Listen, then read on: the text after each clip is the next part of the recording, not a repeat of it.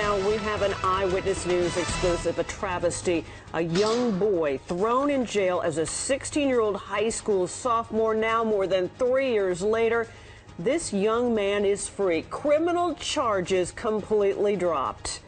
And good evening again at 5:30. I'm Diana Williams. And I'm Sade Biterinwa. It is an outrageous case of justice derailed. How could it take 3 years for prosecutors in the Bronx DA's office to figure out they didn't have a case while a teenager sat in jail on Rikers? Investigative reporter Sarah Wallace joining us now with her exclusive story. Sarah? Well, Diana and Sade, the Bronx DA's office is refusing to say anything about this case, using the excuse that Kalief Browder has now filed a civil rights lawsuit. He was a teenage kid walking home from a party, literally snatched off the street and charged with robbery. It was a weak case from the very beginning.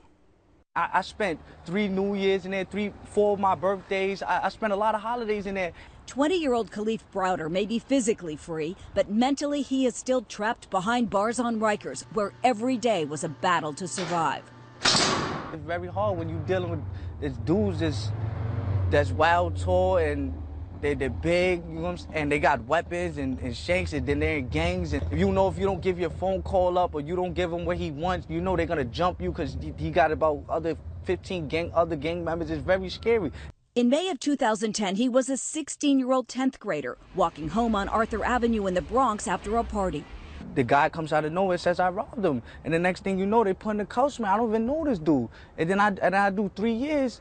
Over 3 years for something I didn't even do. Browder's family couldn't make the $10,000 bail on the robbery charges, and he had a legal aid attorney. Browder is now represented by a civil rights law firm. What was bad about this case?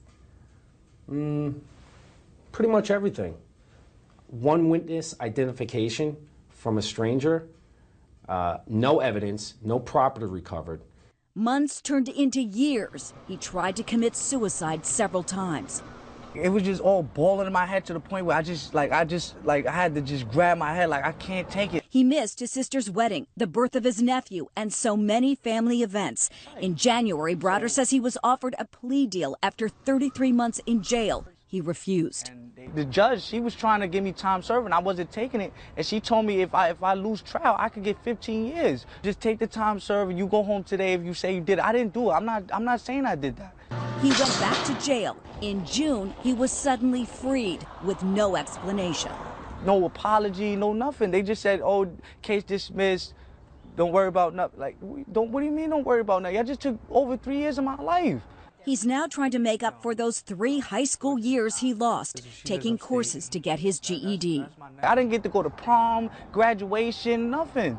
Those are the main years. I'm never going to get those years back. Never. Never. Browder is trying to move forward. He expects to get his GED by the end of the year and is desperately trying to find a job, any job.